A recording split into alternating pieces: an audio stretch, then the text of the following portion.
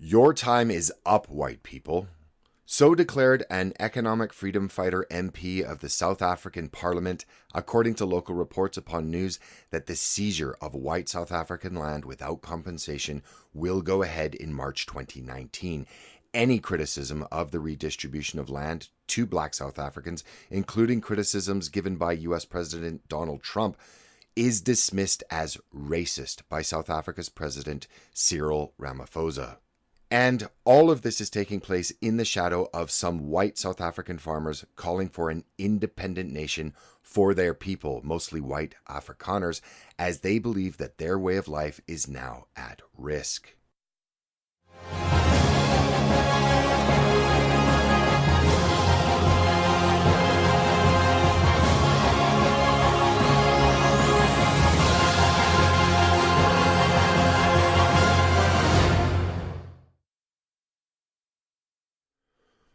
On the 8th of December, the South African National Assembly, by a margin of 183 to 77, approved a proposal that will change the country's constitution and will allow it to confiscate land owned by white South Africans and redistribute it to black South Africans without compensation.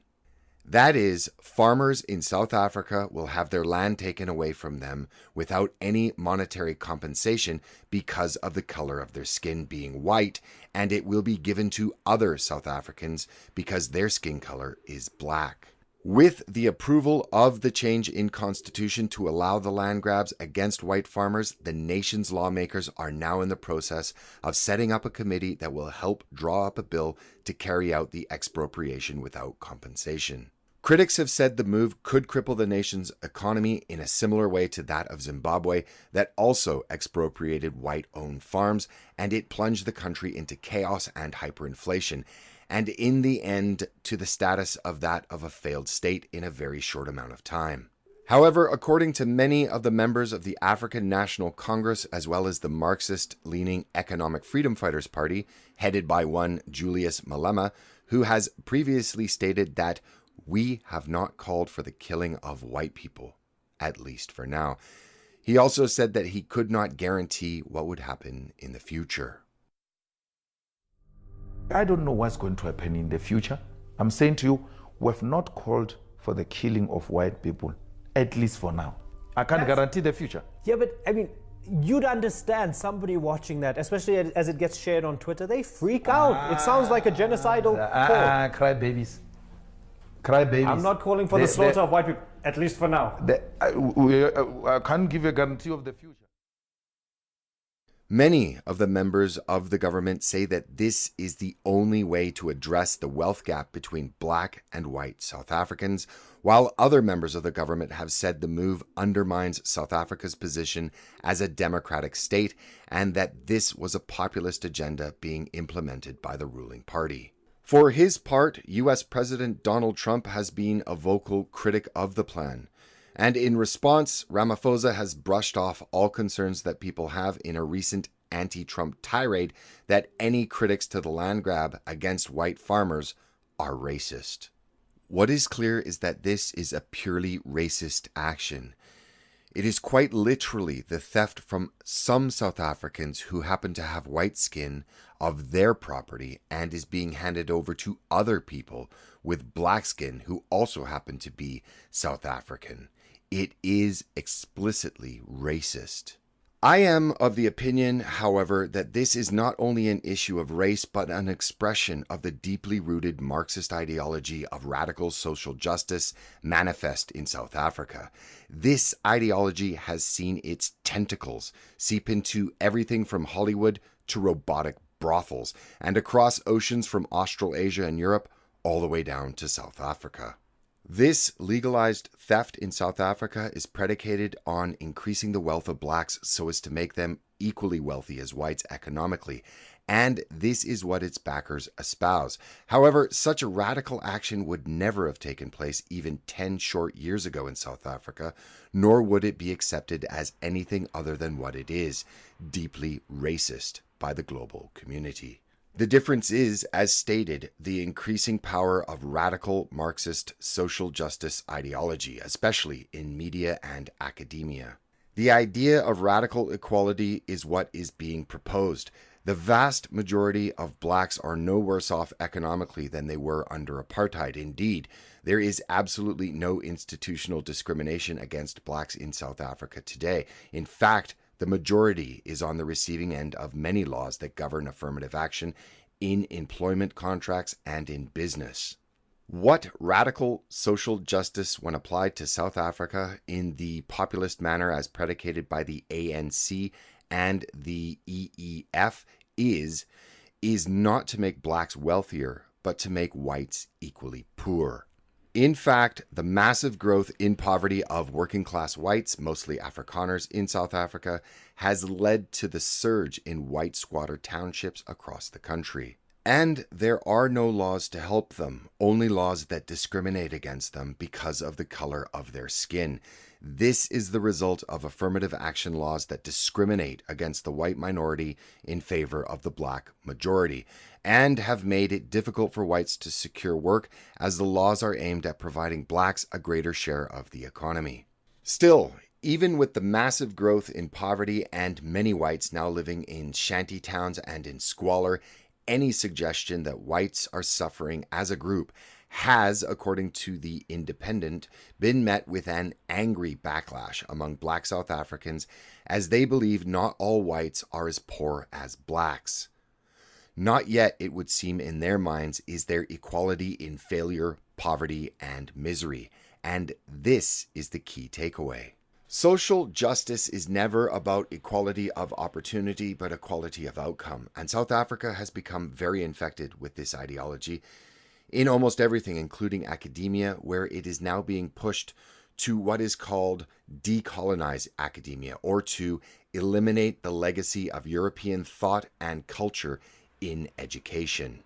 The science departments have struggled to explain how this can be accomplished, but they suggest not only an increase in black scientists, but of what they call a racial transformation.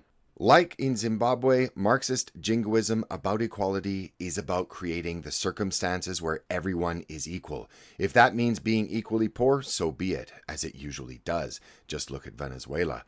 South Africa, under these conditions, is setting itself up to be just another failed sub-Saharan nation with a kleptocracy that works in favor of a small minority at the top of the economic food chain, with little in the way of concern for the teeming masses below. The situation currently has become so intolerable for many people in the country that there are now calls by many white South African farmers for an independent homeland where they can be free to create their own destiny. These calls have been spurred on by not only the impending theft of their land by the government, but also the appalling, vicious, and brutal murders of scores of farmers across the country. On that note, Valerie Bleifeld, a provincial leader of the National Conservative Party, has said on a Facebook video that she wanted Donald Trump to intervene on behalf of white farmers in South Africa. She also said that white farmers were not only the victims of the crisis, but that black farmers and farm workers were also being targeted. The leader of the NCP, Willie Khaledi, also said that he wanted an independent country for white Afrikaners, as he believes that their way of life was at risk. We want to get out of the unity state. We want to have a state of our own. We want independence, he said. He added, we want self-determination implemented in South Africa, and we as the NCP are currently leading the way towards self-determination for our people in a legal way. And it is of note that 2018 marks the second year of Black Monday protests that are held to raise awareness about the murders of white farmers in South Africa. Given the divisive nature of the looming appropriation of white-owned land without compensation, I wish the nation well. The success of any sub-Saharan nation is critical in changing the dynamics in what is perhaps the most dysfunctional region on the planet. I fear, however, should this legalized theft of minority citizens' property for the benefit of the majority go ahead, which it looks almost certain that it will, the ramifications could be extreme. Social justice-driven Marxism has a track record of failure. Zimbabwe is a very good example of what the probable outcome for South Africa will be after it follows this course of action. Everything from there on in will be subject to uncertainty. Bank loans, investment, contracts, everything is tied back to property rights. And without clearly defined property rights, all South Africans, both black and white, at least the majority of which, are most likely going to suffer, and suffer greatly. Also to consider is that this discriminatory redistribution of property could also be the foreshadowing of how other white populations could be treated as they too become minorities in their own countries. Radical calls for social justice in Canada, Australia, Sweden, the UK, and the confiscation of property without compensation, or calls for affirmative action politics for the majority, are all easily implemented once the demographics of a democratic nation changes. That's why what is happening in South Africa today and the now legalized theft of one group of people's property based on their skin color should concern everyone, no matter what race, color, or creed you are. Thanks for watching. If you liked this material, please consider subscribing. Also follow Black Pigeon on the usual social media. Till next time.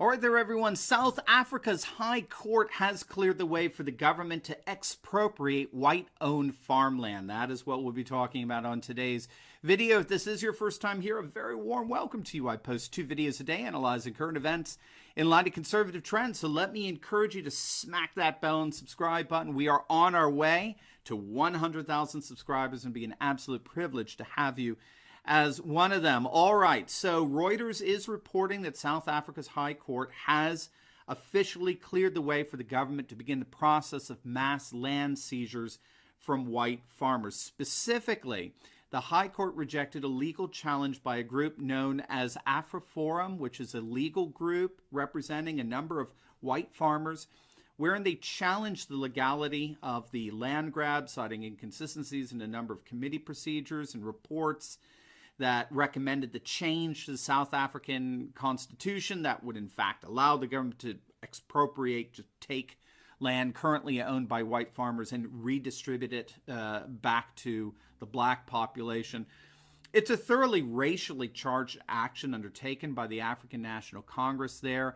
And unfortunately, it is now officially legal. The High Court there rejected the legal challenge, and in so doing has in fact given the government the green light to begin expropriations as soon as the Constitution is formally changed. Now, just so that we're all clear on this, this measure to take land away forcibly from white farmers without any compensation was passed in the South African Congress through the influence of the black Marxist leader Julius Malema, who's risen as a serious presidential contender for next year's national election. Malema is a radical leftist populist who's been calling for the expropriation of white-owned farmland to be returned, as he puts it, to black Africans. He's infamous for using the most violent language imaginable, even threatening to begin the process of indiscriminately killing white people, all in the name of a kind of ethnic cleansing from within the confines of South Africa. And so as a way of countering the effects and political momentum of Malema, South Africa's President Cyril Ramaphosa has made land expropriation, well, frankly, central now to his administration's agenda. He's pledged to return the lands owned by white farmers since the 1600s back to the black citizens of the country, since, after all, the land was taken under colonialism and apartheid. So, in effect, you took the land from us, now we're taking it back from you, and that's that. Now, of course, no white farmer that currently owns any land has taken that land from anyone. They own it fair and square, as it were. What you have operating here is group identity theory, cultural Marxist theory that sees individuals as part of irreconcilable racial groups that are in turn treated according to the place, the social status that's been assigned to that minority racial group by a majority racial group. Now, of course, if this was whites doing this to blacks or any other non-white minority group, the entire Western world would be up in arms against this. They'd be calling it racist and neo-fascist and Nazism and denouncing it in the absolute sense, but not here. I don't know if you remember, but when President Trump announced that he had directed Secretary of State Mike Pompeo to closely study the South African land farm seizures and expropriations, and indeed the violence and killing of white farmers there in South Africa. When he made that statement, the New York Times came out and said that President Trump, and I'm quoting them, cited false claims of widespread attacks on white farmers in South Africa, close quote. The Kansas City Star accused Trump of racism. Now, the funny part in all this, actually, it's ridiculously sad, but the irony of all this is that Julius Malema, the radical South African Marxist racist politician, he came out and said bluntly, well, yeah, that's exactly what we're doing.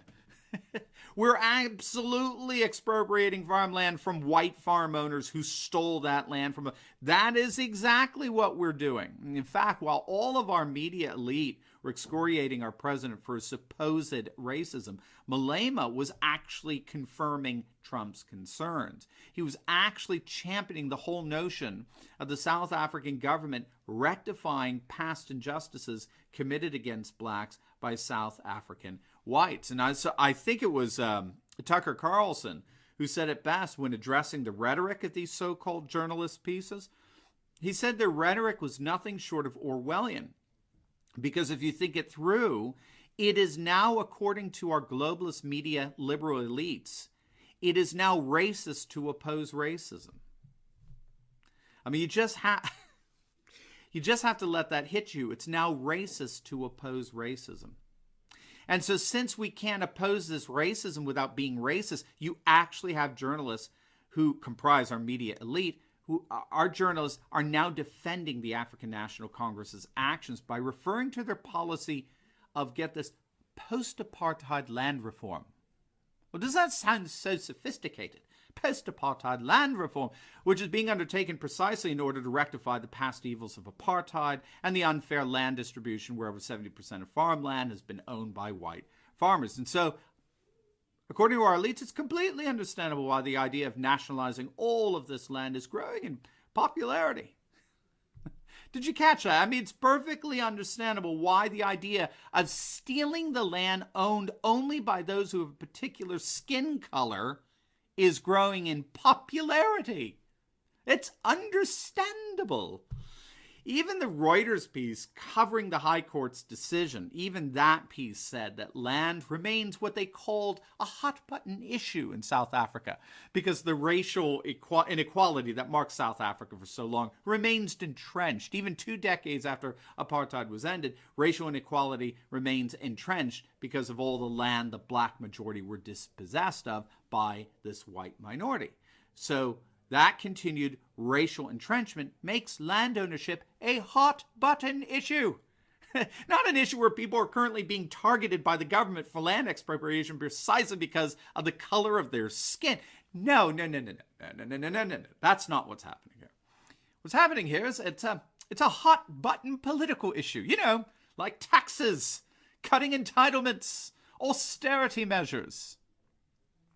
Now, I have a question. If you think it through, what's the difference between how these liberal leftists are writing about what's going on in South Africa and what Julius Malema would write? What's the difference?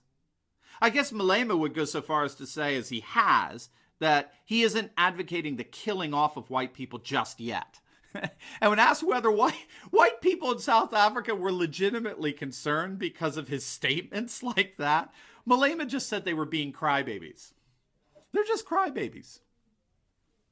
I frankly don't see much of a difference between Malema's blatantly racist politics and those advocated by our journalist and media elite.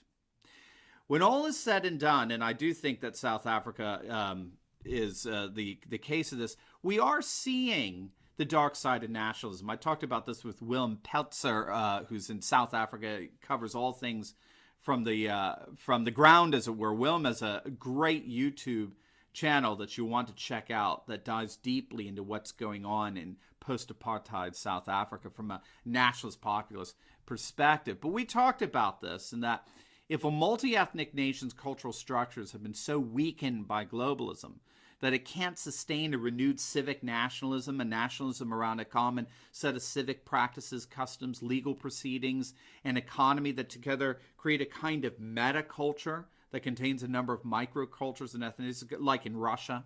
If the basic frames of reference necessary for civic nationalism have been weakened, inevitably the nation's going to collapse into a form of ethno-nationalism, where dominant ethnicity or race becomes synonymous with the national constitution.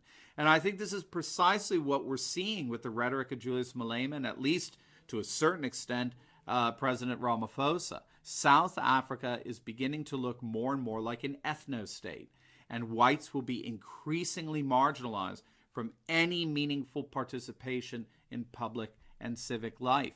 And they'll have Western elite liberals to largely thank for that, since they saw what was happening but couldn't understand it apart from their cultural Marxist ideologies, which they ironically share with Julius Malema.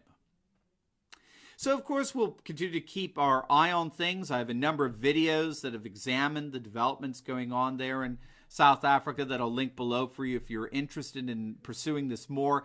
And, of course, check out Willem Petzer's channel. He's really doing God's work down there. He's an excellent resource in South Africa. But the big takeaway in all of this, a post-globalist age involves the exciting resurgence of civic nationalism all over the world, but it also involves a number of inevitable ethno-states and ethno-nationalisms that are going to leave a number of races and ethnicities disenfranchised in what was once their own countries. A development made all the more tragic by the complicity played by globalism's dying cultural Marxists here in the West.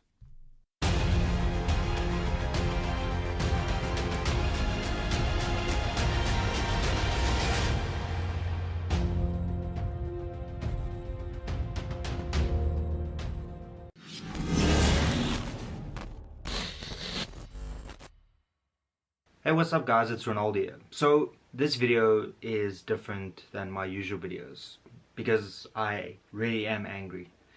I'm angry at the fact that we have cancerous individuals in South Africa that is inciting war and making gullible people angry at a specific race in this country. Now, 2018 has been a very strange year because for some reason white people in this country are to blame for everything. 2018, not 2017, 16, 15, 14, 2018 specifically is a year in which white people have been targeted constantly by opportunistic individuals that want to make it seem that white people are the sole reason that South Africa is in the state that it's in. Now, anybody with just a basic understanding of what's going on in this country would understand that the people to blame is the ANC government, because they control over R1 trillion in order to deliver services, but they fail to do so. And yet those individuals, the ANC included, would like to blame white monopoly capital for whatever's wrong in this country. Now, Andile Mngxitama, the leader for Black First Land First, came out and made some amazingly stupid and amazingly concerning statements about white people, in essence declaring war on white people in South Africa. Now, if you don't believe me, take a look at this video. For each one person that is being killed by the taxi industry, we kill 5 white people. For every one black person you kill, we'll kill 5 white people. You kill one of us, we'll kill 5 of you. We'll kill the children, we'll kill the women, we'll kill anything that we find on our way. They kill one of us, we kill how many? They kill one of us, we kill how many? They kill one of us, we kill how many whites? We kill the children, we kill the women, we kill their dogs, we kill their cats, we kill anything that comes before us. Yeah, I don't even know how to respond to that. There's no witty response. There's no saying, well, it's his opinion. That is blatant racism and blatant hate speech right there. And it's clearly a call to incite harm on a specific race in South Africa. And that's basically all I've got to say. Till later, cheers and peace out.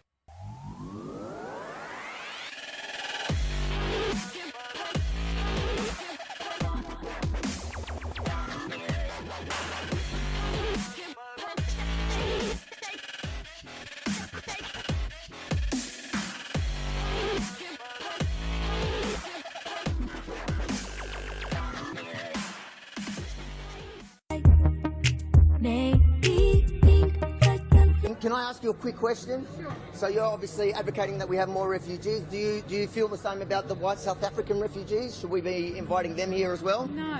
Why are you hanging out with your Nazi mate over there? We're just not doing that. Did you see that? The second he said white South African, she just like white, go whoa, woo. She starts going, no, no, no, no, no, no, no. What if he had said black South African refugees? I mean, if he had said Iraqi, what are you for Iraqi refugees? Yes. Okay, the oh, no, no, no, no, no, no, no.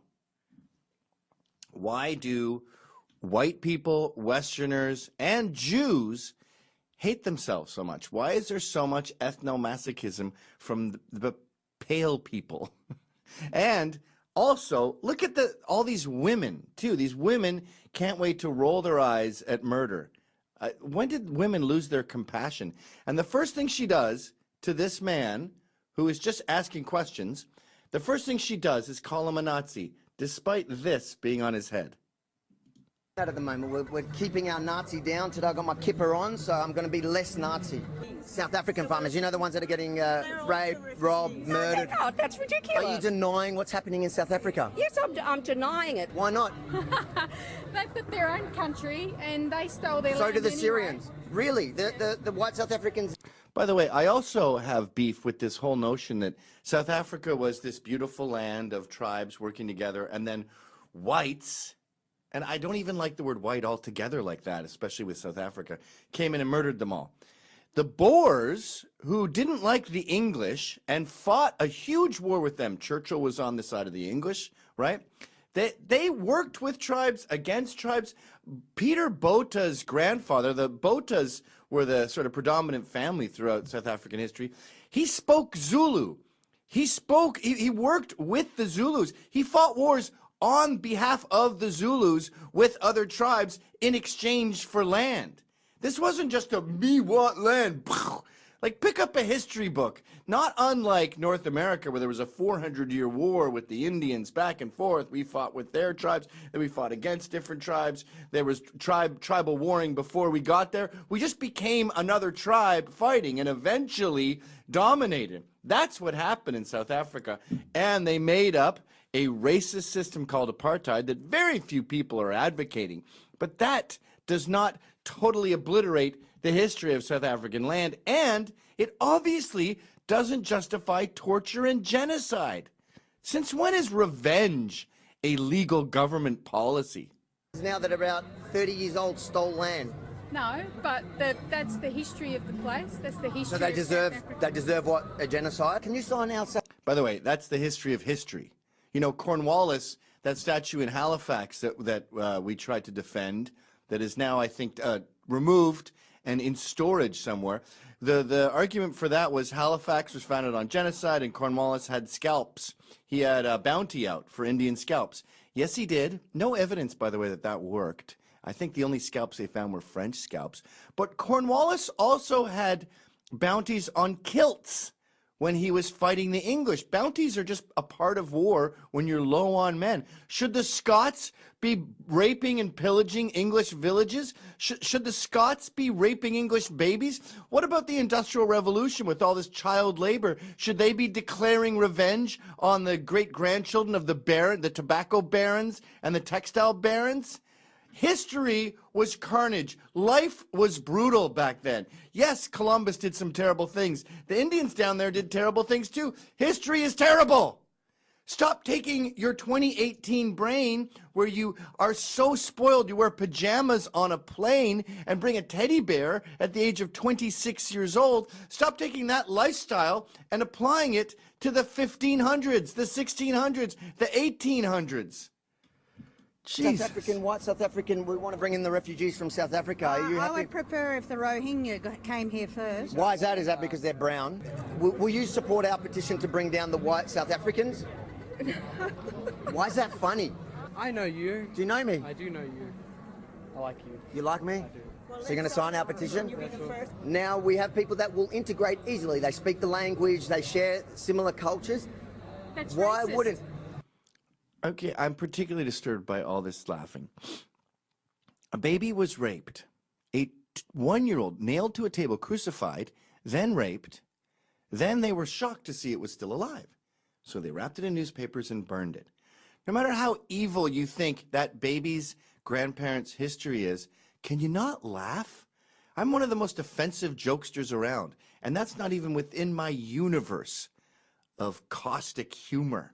It's actually racist to not accept them because they're white. No, it's racist. There's no such thing as reverse racism. You should know that. I didn't say reverse racism. Will you sign a petition for the white South African farmers? Drop dead, you're a fascist. Drop dead, you're a fascist. Drop dead, you're a fascist.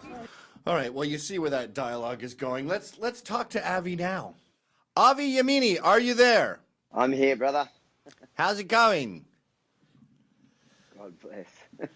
You know, we were just watching your video, why racist refugee supporters cheer white genocide, and I'm just amazed at how totally oblivious they are to the carnage going on over there. Are you? No, I'm not shocked. It's you can see these guys live in their own little world where the only people that can be victims of anything have to have some sort of skin color. You can't be white and be a victim of something. It doesn't suit their narrative. And anyone who says so is a Nazi. Oh, yeah. Including a guy with a yarmulke on his head. Tomorrow, there's going to be a counter-protest to me handing in a petition for the South Africa. We've got 50,000 signatures. And Antifa's holding a rally, a counter-protest to me handing in that petition to the government, calling me a white supremacist neo-Nazi, the brown Jew. But this is disturbing because it's considered white supremacy to oppose not just, like, they call it land reformation and all this reclaiming land crap.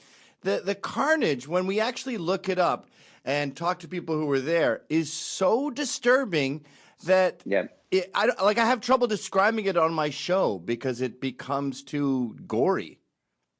Yeah, it's like I've spoken to a few victims. In fact, just before I got on with you, I was speaking to a widow that her husband was shot in the head in front of her and her child, and her daughter's been diagnosed with PTSD.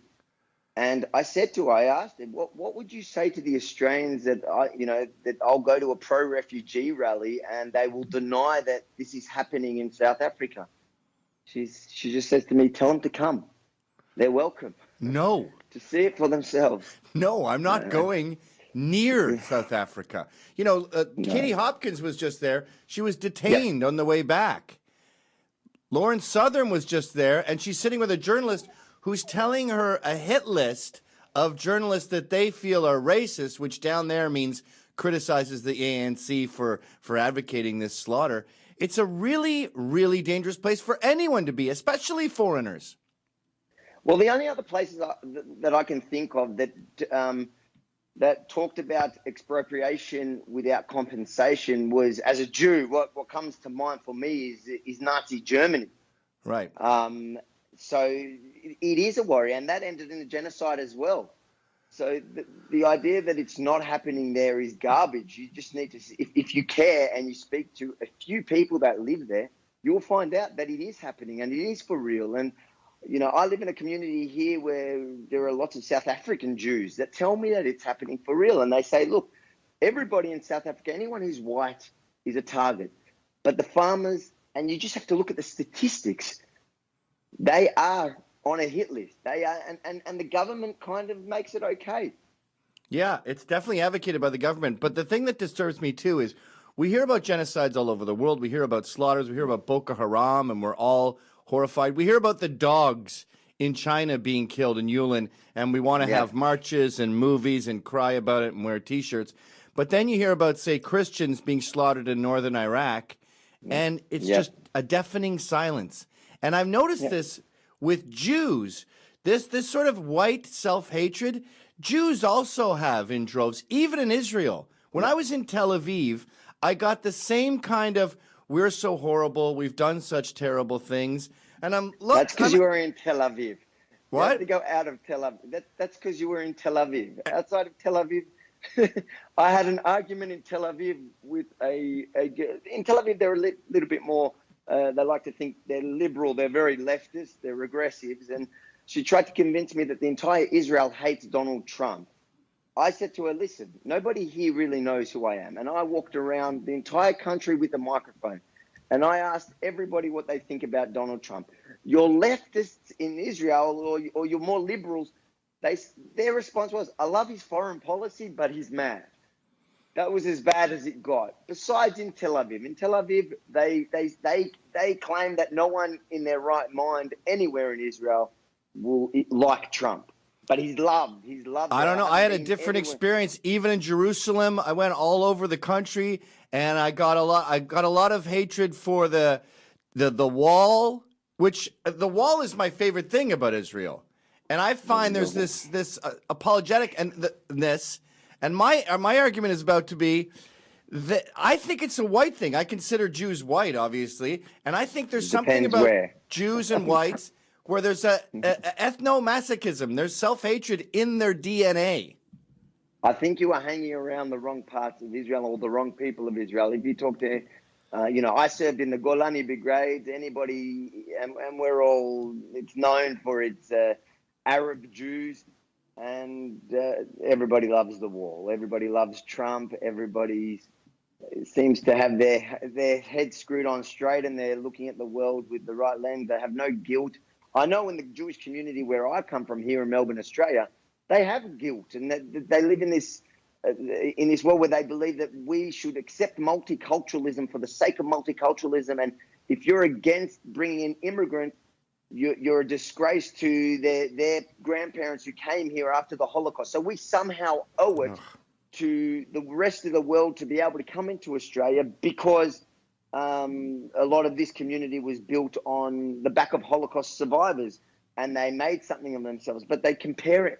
I just find it astounding that they're comparing the Holocaust survivors to either tribal African immigrants or Islamists or different sects of Islam that just are coming here, and they're coming with absolutely conflicting cultures, as opposed to what the Jews after the Holocaust, they came, they wanted to work hard, they were thriving before the Holocaust. They came back here and they worked their asses off and built themselves empires.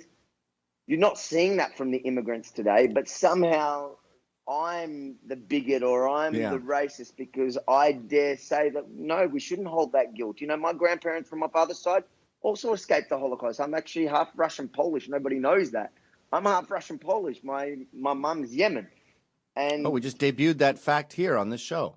There we go. But I don't look the Russian Polish part. But the thing is, you got to look at things with your head instead of your bleeding heart. And in my community, in the Jewish community here, at least the establishment here, they like to push these agendas where I believe it comes from a guilt, that we owe something because we come from a history of Holocaust survivor and a persecution background. And I just think that keep importing these same people, we're going to end up in the same place we were before. We're just going to have. Well, you say the post World War II Jews, the Holocaust fleeing Jews, assimilated into Australia because they had the same mentality, and that's the exact same with these farmers. The South African farmers would adapt beautifully. I remember Pat Buchanan got in trouble for saying who would adapt better into British society, 1,000 Englishmen or 1,000 Zulus.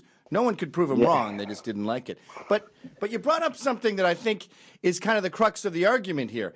The notion of a sad group of a family in rags and their little baby or their colicky baby coming over on a boat and toiling away. It's a beautiful concept. It sounds nice.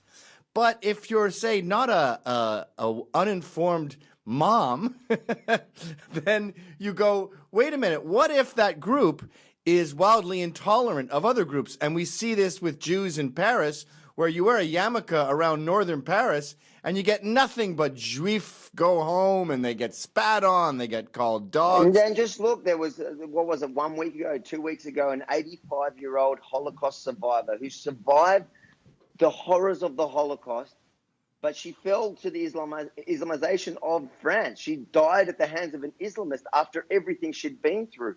And in Australia, you see it as well now. We imported, right now we have 200,000 South Africans here currently. They're not represented in our crime stats and they're not represented in our welfare stats.